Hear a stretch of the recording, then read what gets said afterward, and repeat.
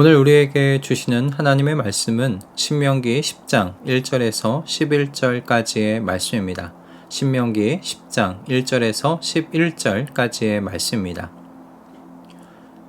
그때 주님께서 나에게 말씀하셨습니다. 먼저 번과 같은 돌판 둘을 다듬어서 산으로 가지고 올라와 나에게로 오너라. 또 나무궤도 하나 만들어라. 내가 깨뜨린 먼저 번 판에 새긴 말을 내가 그 판에 다시 새길 터이니 너는 그것을 그 궤에 넣어두어라. 그래서 나는 아카시아 나무로 궤를 만들고 먼저 번 것과 같은 돌판 둘을 다듬어서 손에 들고 산으로 올라갔습니다. 주님께서는 총옛날에 산 위의 불 가운데서 당신들에게 선포하신 십계명을 먼저 번과 같이 돌판에 새겨서 나에게 주셨습니다. 내가 발길을 돌려 그 산에서 내려와 주님께서 나에게 명하신 대로 그 돌판을 내가 만든 궤 안에 넣었으며 그 이후로 그 돌판은 지금까지도 그 궤 안에 들어 있습니다. 이스라엘 자손은 브에롯 브네야 아간을 떠나서 모세라에 이르렀다. 거기에서 아론이 죽었으므로 그를 그곳에 장사하였고 그의 아들 엘르아살이 뒤를 이어서 제사장이 되었다.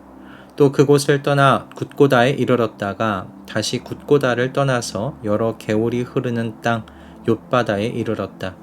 그때 주님께서 레위 지파를 지명하셔서 주님의 언약궤를 매게 하시고 주님 앞에 서서 주님을 섬기며 주님의 이름으로 축복하는 일을 하게 하였으니 이것이 오늘날까지 그대로 이어온다. 그러므로 레위 사람에게는 그들의 동기들처럼 차지할 몫이나 유산이 없다. 그러나 주 하나님이 말씀하신 대로 주님께서 친히 그들의 유산이 되셨다. 내가 먼저 번과 같이 밤낮 40일을 산에 머물러 있었더니 주님께서 이번에도 나의 호소를 들어주셔서 주님께서 당신들을 멸망시키지 않기로 하셨습니다. 주님께서 내게 이르시기를 백성 앞에 서서 출발하여라. 내가 그들의 조상에게 주기로 약속한 그 땅으로 그들을 데리고 들어가서 그 땅을 차지하여라 하셨습니다. 아멘. 신명기 9장에는 하나님 앞에서 이스라엘이 얼마나 고집세고 목이 곧은 민족이었는지에 대한 이야기가 앞부분에 기록되어 있는데요. 그런 이스라엘을 하나님께서 멸하시고 모세를 통해 강하고 많은 민족을 새롭게 시작하시겠다고 말씀하셨지요. 그러나 어제 함께 묵상한 대로 모세는 하나님께서 이스라엘에게 베푸신 구원의 역사와 약속이 신실하신 하나님의 성품에 의지해 이스라엘을 중보했습니다. 그 이야기가 9장 뒷부분에 나와 있지요. 오늘 10장의 내용은 하나님께서 모세에게 먼저 번과 같은 돌판을 다듬어서 산으로 올라오라는 이야기로 시작합니다.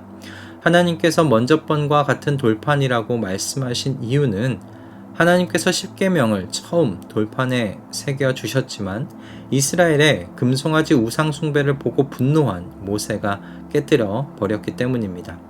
그렇게 돌판이 깨뜨려진 것은 모세의 분노로 인한 것이기도 하지만 이스라엘이 하나님과 언약을 깨뜨린 그 죄의 엄중함을 나타내는 것이기도 합니다. 그렇기에 깨진 돌판은 이스라엘의 죄로 인해 하나님과 이스라엘이 맺은 언약 관계가 앞으로 어떻게 될지 불투명해졌다는 것을 생각하게 하죠. 이제 하나님과 이스라엘 사이는 어떻게 되는 걸까요? 이 질문에 대한 답변이 바로 오늘 10장의 이야기입니다. 하나님께서 먼저 번과 똑같은 돌판을 다듬어서 산으로 올라오게 하십니다. 이유는 하나님께서 먼저 번 판에 새겨서 주신 십계명을 다시 새겨서 주시기 위함이셨습니다.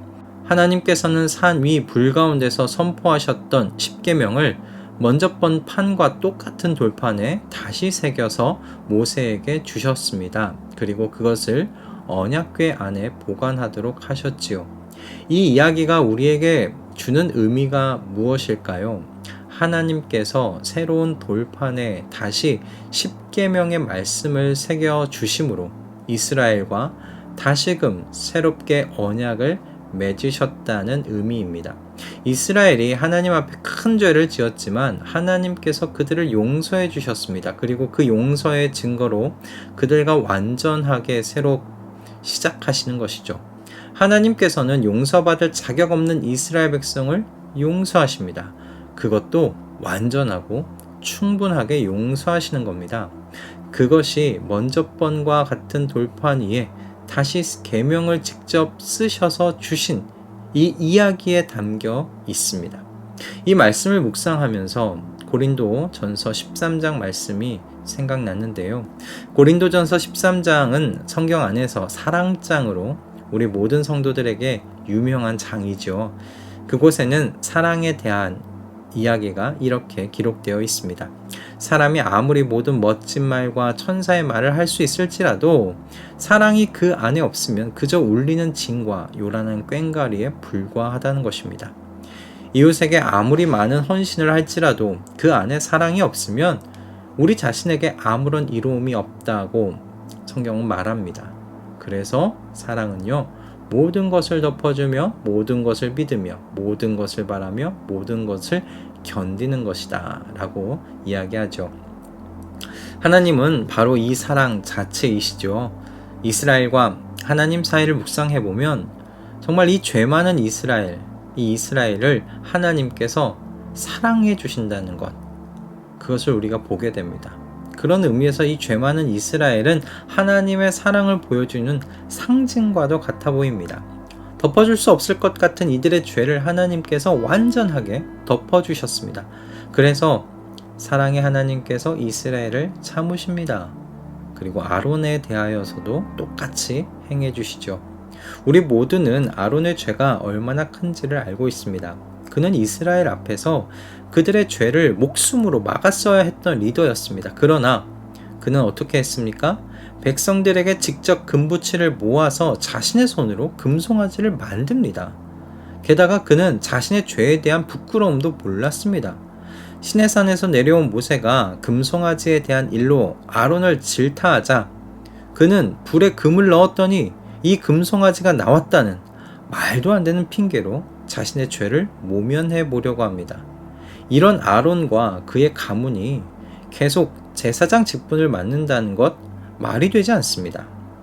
게다가 하나님께서는 우상을 만들어서 섬기면 주 너희의 하나님은 질투하는 하나님이니 그 죄값으로 본인뿐만 아니라 3, 4대 자손에게까지 벌을 내리신다고 십계명의 말씀을 주시면서 분명히 말씀하셨습니다.